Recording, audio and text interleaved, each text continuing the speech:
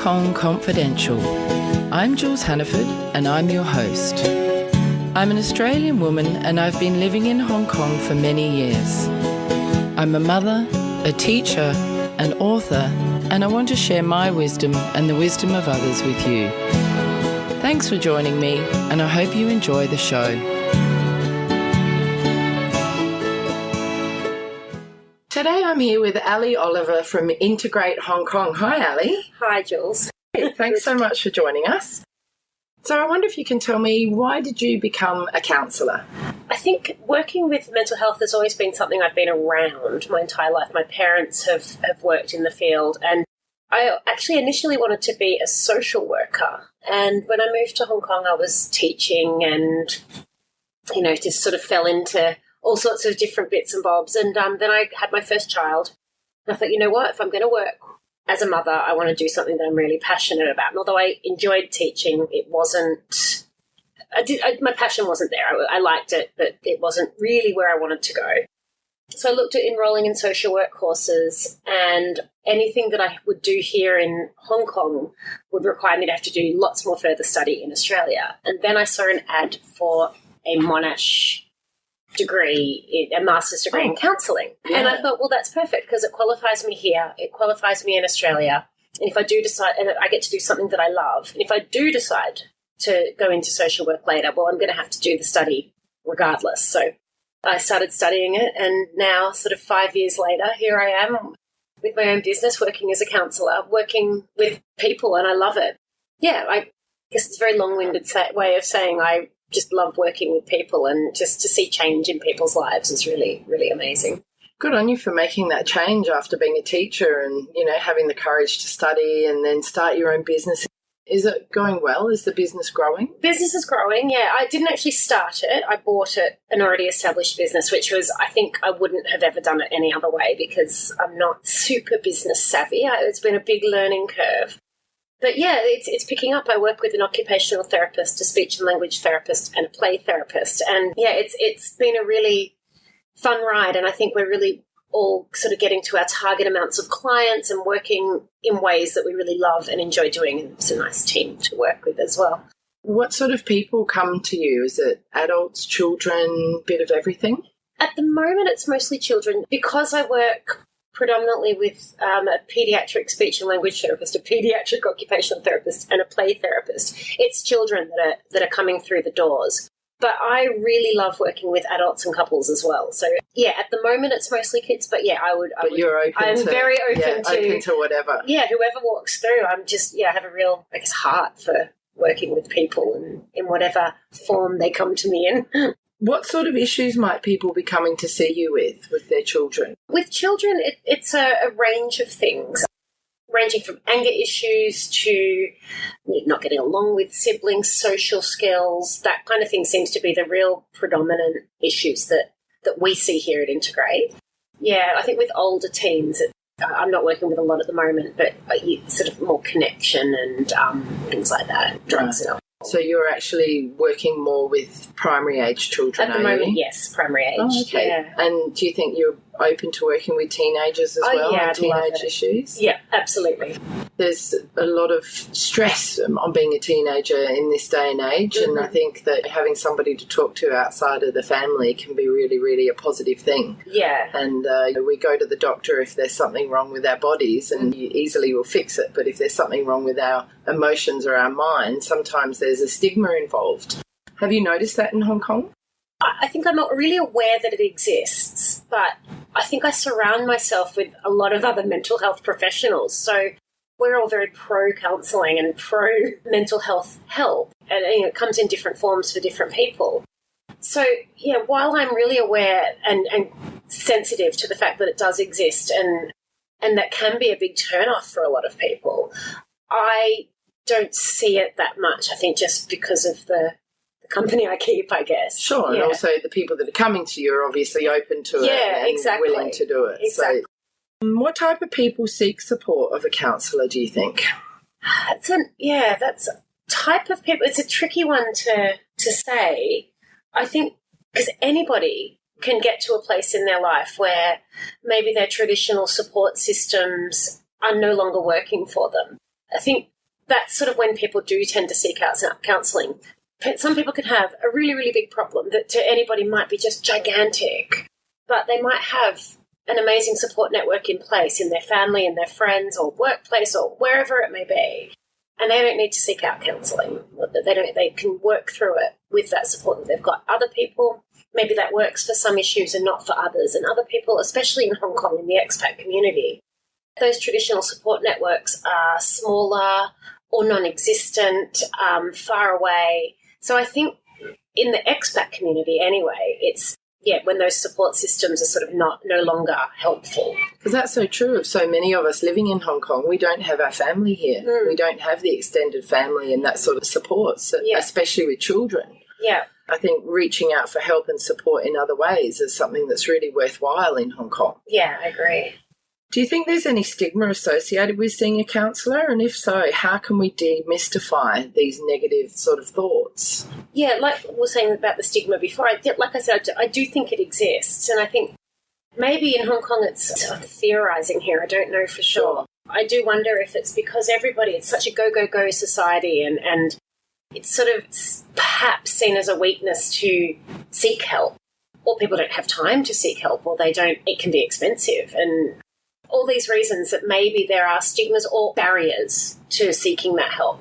And demystifying stigmas, I think it's talking about it, really. It's talking about it, normalising it and making it okay. Absolutely. Yeah, it's totally okay agree. to not be okay. And I think there's a lot of a movement towards that. And again, maybe it's just the company I keep, but I'm on a lot of Facebook groups like The Mighty and The Scary Mama, and there's a few other ones that are constantly publishing articles on mental health issues and highlighting and spotlighting and getting people to tell their stories. So I think it's becoming less of a taboo and less of an unknown. And I think eventually that will help to break the stigma.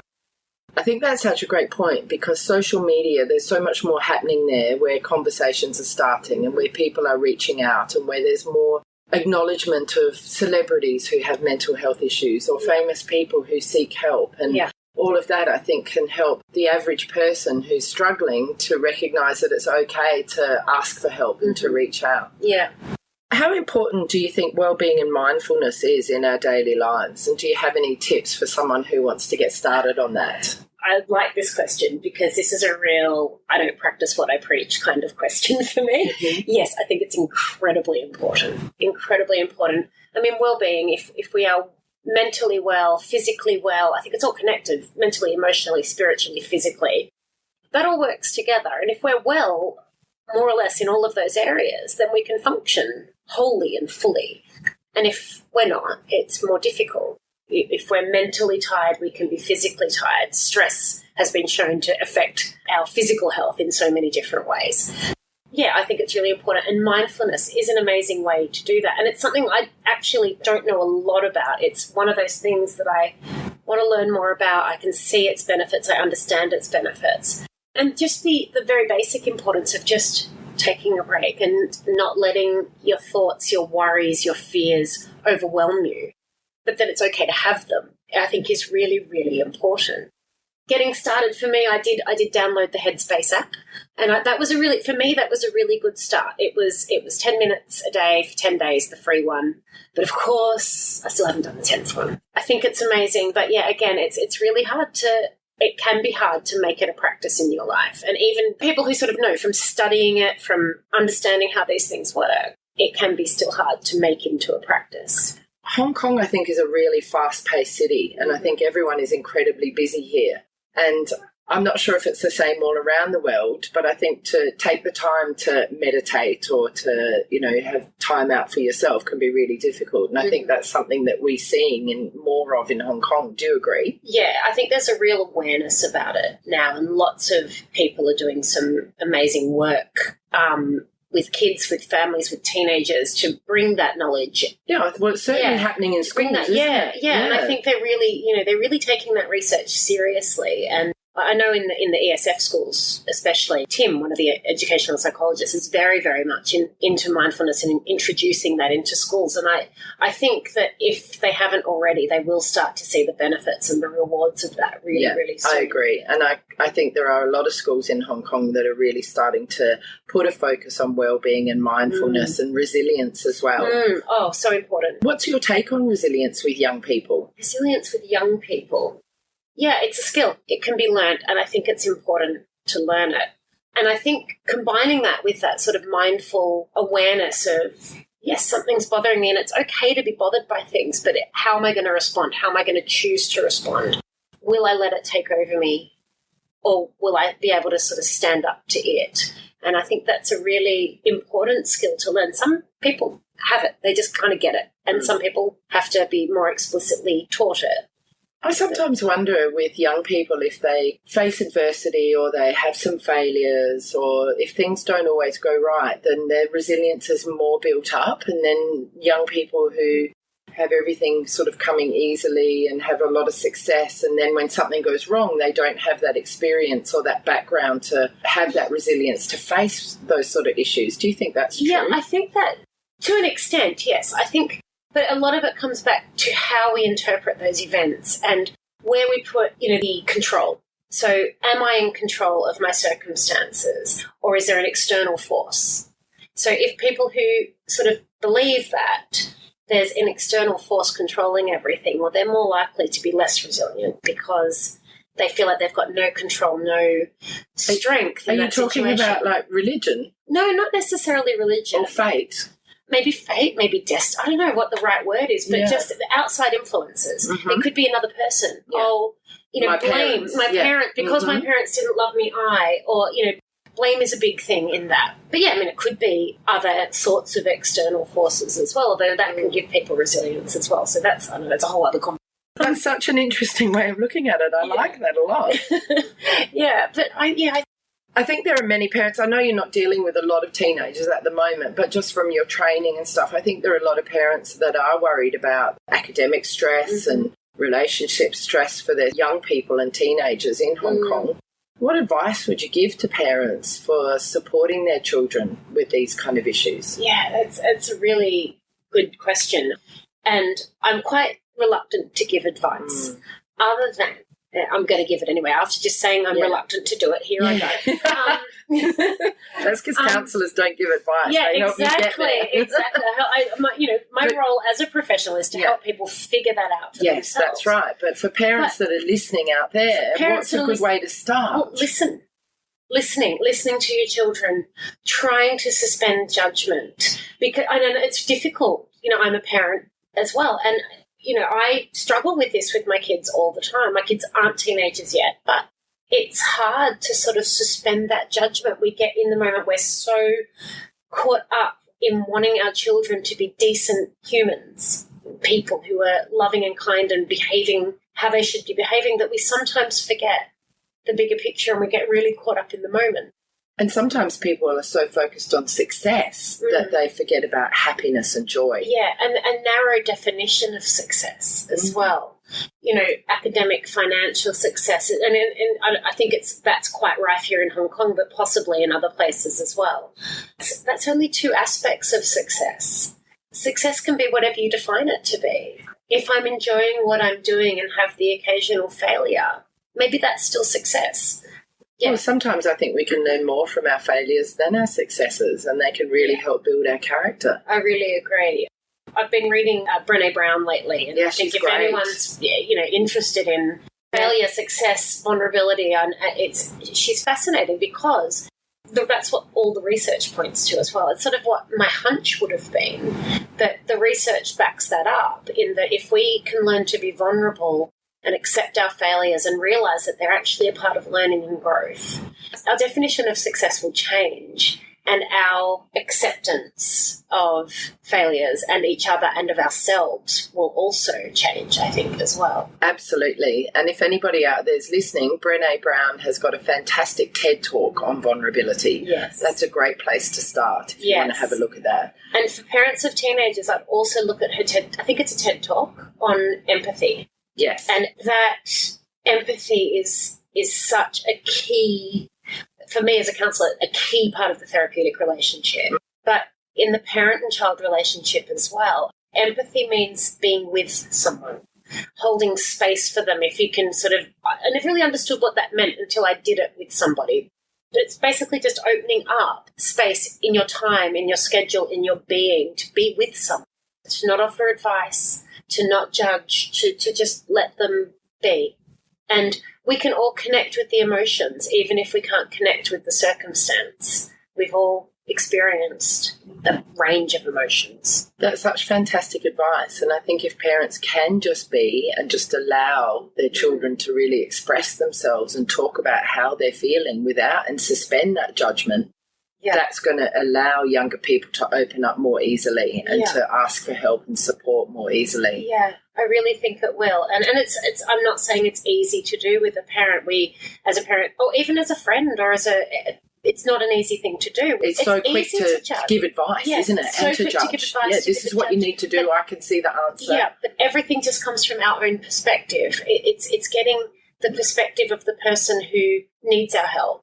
To be honest, people aren't going to change unless it comes from within. We can give advice till we're blue in the face, but unless it's something that makes sense to the person who's hearing it, they're not going to do it, or they're not going to do it as wholeheartedly. Do you have an opinion on the role that social media plays with mental health issues in this day and age, given that, Facebook really has only been around since 2007? So it's only been about 10 years, or a bit longer maybe, but it's about that. Yeah. So do you have an opinion on how that affects young people? Yeah. Or anyone, really? Anyone. I mean, I'm a 40-year-old woman and it affects me. Yeah. And I just it's funny you mentioned that. I was just scrolling through my Instagram feed today. Yeah. And Instagram's my favourite because I love photos.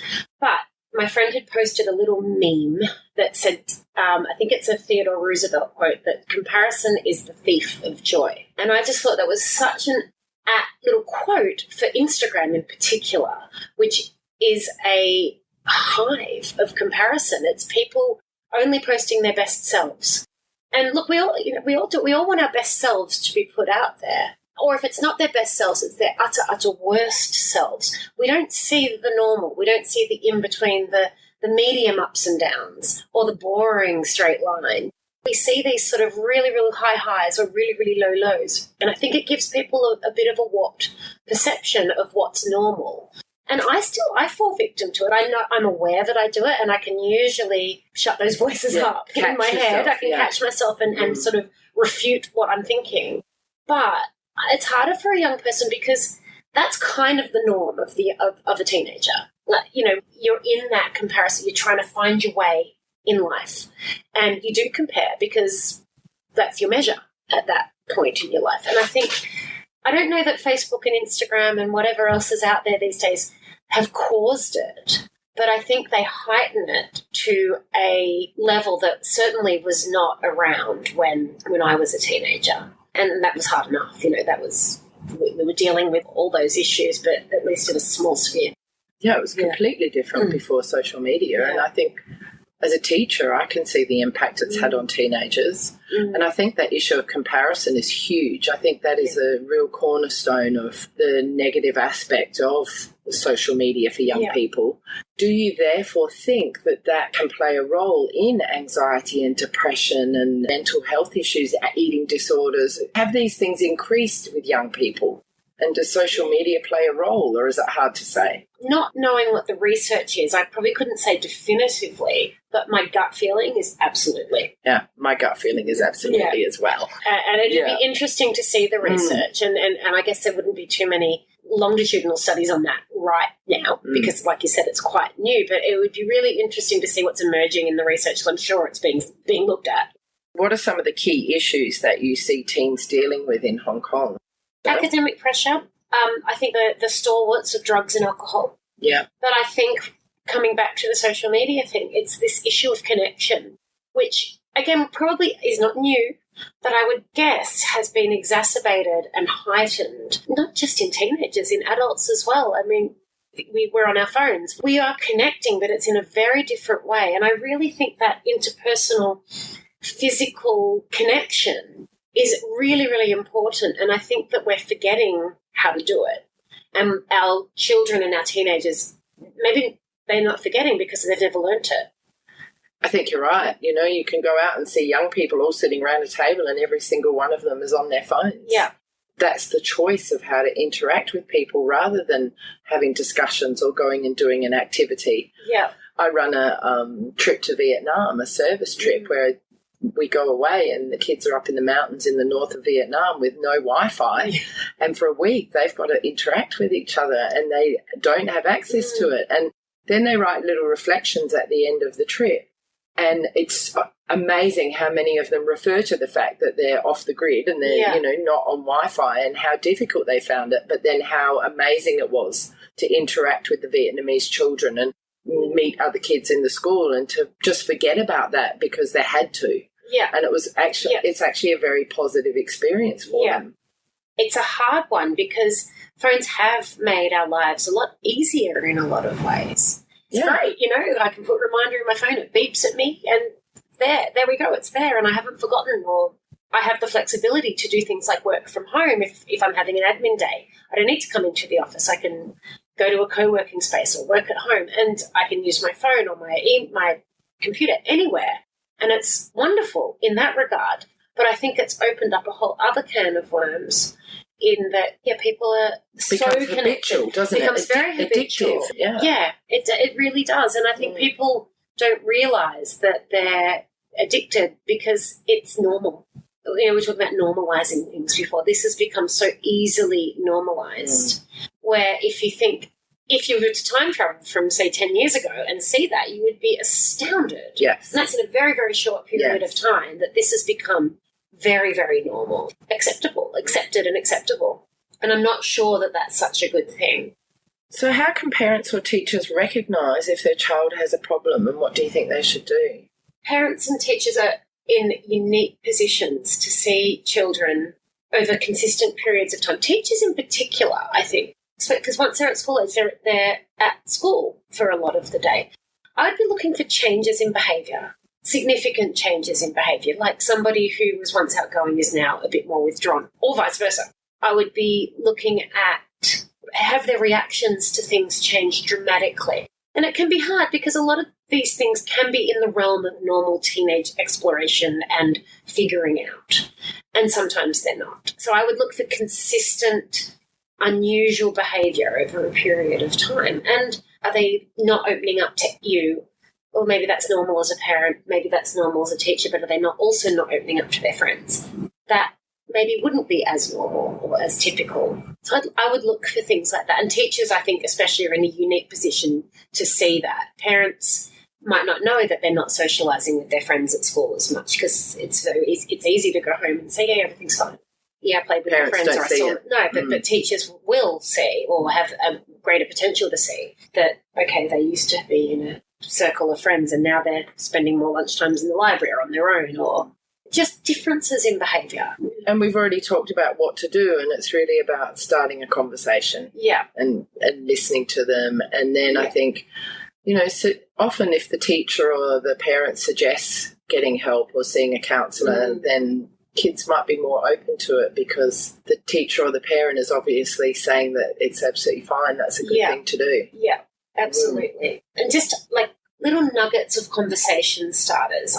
And this is sort of, I guess, bringing a little bit of my theory into this, but I work mostly from a solution-focused perspective. So we're looking at people's best hopes. So a teacher, and these conversations don't have to be long, a teacher can say, or a parent can say to their child, what are your best hopes about this situation? If you woke up tomorrow and everything was amazing, perfect, brilliant, ideal, whatever the word you want to use is, what would it look like?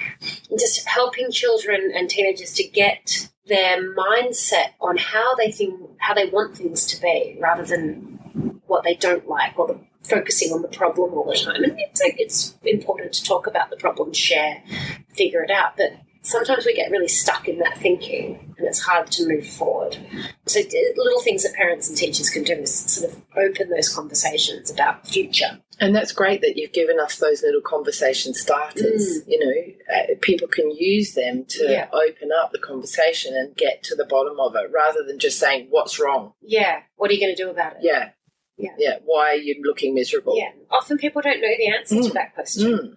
Emotions are notoriously tricky to describe, to pin down, and sometimes we feel conflicting emotions. So using the scale too can be Scales a good idea, can't it? Scales are great. 1 to 10. Yep. Yeah, the old 1 to 10 on this or that, whatever the question is. Absolutely. And it's what are your best hopes? What would your perfect day be like? On a scale of 1 to 10, how close do you think you are to that? I'm at a 3. Okay, so what do you need to do to get to a 3.5? Or how would you notice, actually would be a better way of putting it. How would you notice you had gone half a point up the scale? Keep the increments small because they're manageable then. I think sometimes when we want to solve problems, we want to go from sort of 0 to 10 in one step, and then we think we failed, going back to the success and failure. We think we failed if we don't make that giant leap. But sometimes just a small increment in the direction that you want to be going in should be celebrated as a success. Definitely, and I think that's really good advice for parents and teachers, and it's a great way to get conversations started that will be easier for the kids to open up or for young people to open up. You're listening to Hong Kong Confidential. I'm Jules Hannaford and I'm talking to Ali Oliver from Integrate Hong Kong. Ali's going to talk to us about an awesome website called Are You OK? A website that can help anyone who's looking for support. Yeah. What do you think the future of mental health awareness is? I think it's social media. Yeah. It's got its good, it's got its bad. But I think that this is where people are finding out information. Like I was saying before, those websites that are posting people's stories that are really advocating for good mental health. I think there's also another one I didn't mention before in Australia called Are You OK?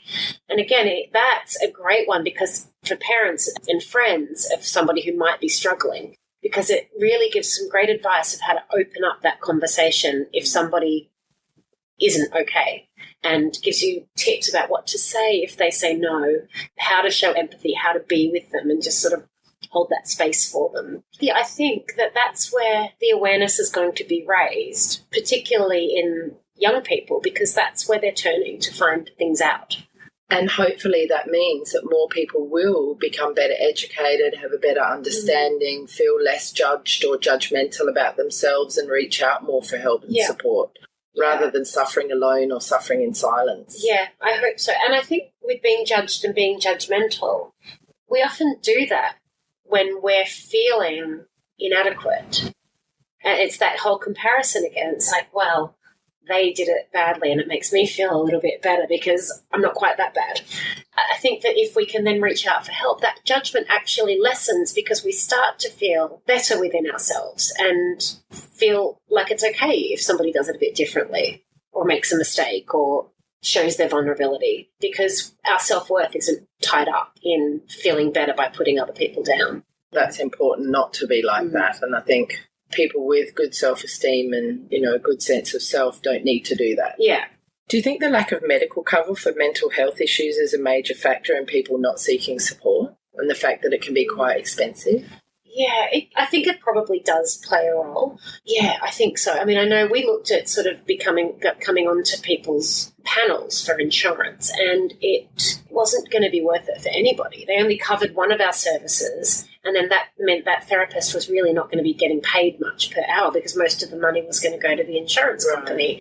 So while that gets people through our doors, unfortunately, we also have to live in Hong Kong and pay Hong Kong prices. So it's so I sort of just left it at that. But I know the services that we offer are not cheap. And I've tried with our pricing at least to try and find a balance where it's the therapists are still taking home enough money to live their life and to send their kids to school in Hong Kong and whatever else we need to do, pay the rent, but also hopefully make it accessible for more families. I know that it's not going to be accessible to everyone, but I've tried to make the pricing so that it's accessible for more. Which is lovely. And I do think that it'd be nice globally if there was a bit of a shift towards putting mental health issues on insurance plans, and medical health benefits and things like that. And I know in Australia now you can get your first 10 free and things like that. So there is a shift and a change. And it'd be nice if that change kind of happened more in Hong Kong. And I think, people generally worldwide are starting to recognise the need for that. And, I hope in our lifetimes we do see a real shift in that direction because it's so important. Yeah. Do your children that you work with, the little ones, are they referred more from schools and teachers or from parents, or is it a bit of a mix? Counselling and play therapy tend to get a lot from schools. Actually, so do OT and speech. It sort of tends to be you get your first couple from a school, and then the word of mouth sort of, if they're happy with what we do, then they tell other people, and so then you end up with a bit of a mix. But right now my clients are mostly from other clients, but our play therapist, for example, is mostly from schools. Right. And OT and speech, well, they work in schools, so that's easy. That's an easier in. Yeah. So if someone's out there listening and they've got a young child that is difficult in some way, they can get in touch with you and work with one of your therapists depending on what the issue is, and would you sort of point them in the right direction? Absolutely. The first thing I do when somebody phones up is I'll ask what their main concerns are. Yeah. Usually if it's coming from a school, the teacher has quite clearly outlined what those concerns are. So they'll know that they're looking for a speech therapist. Mm-hmm. They'll know that the issues are A, B and C. Counselling and play therapy, I tend to ask if it's a young child, I'm more likely to refer to play therapy because it's a lot less verbal. If it's an older child or a child that just expresses themselves through talking, I might refer to myself. My therapy is a lot more talk-based. So, it really depends on the needs, and I will try and ascertain that from a phone call or an email, depending on how people get in touch, and try to match to the appropriate therapist. Perfect. So if somebody wanted to contact you, Ali, how can they do that? Well, they could go to our website, which is www.integratehk.hk, and integrate is INTEGRATE, or email is info@integratehk.hk. Probably the easiest ways. Great. Yeah. Okay, thanks. You're welcome. Okay, Ali, well, thank you so much for meeting with me today. It's been a real pleasure, and thanks so much for your insights. And there's been a few great little tips for parents and teachers on connecting with young people and understanding them and having more open conversations. So thank you so much. I really appreciate it. Thanks so much for having me. So that brings us to the end of another Hong Kong Confidential podcast. I'm Jules Hannaford. Thanks for joining me, and I hope you'll be with me again next week. If you enjoyed today's podcast, please can you go to iTunes to rate and review it. I would really appreciate your feedback. You can email me at jules@hongkongconfidential.net, and you can find me on Facebook and Instagram at Hong Kong Confidential. If you'd like to hit me up on Twitter, it's @Jules Hannaford. I would love to hear from you.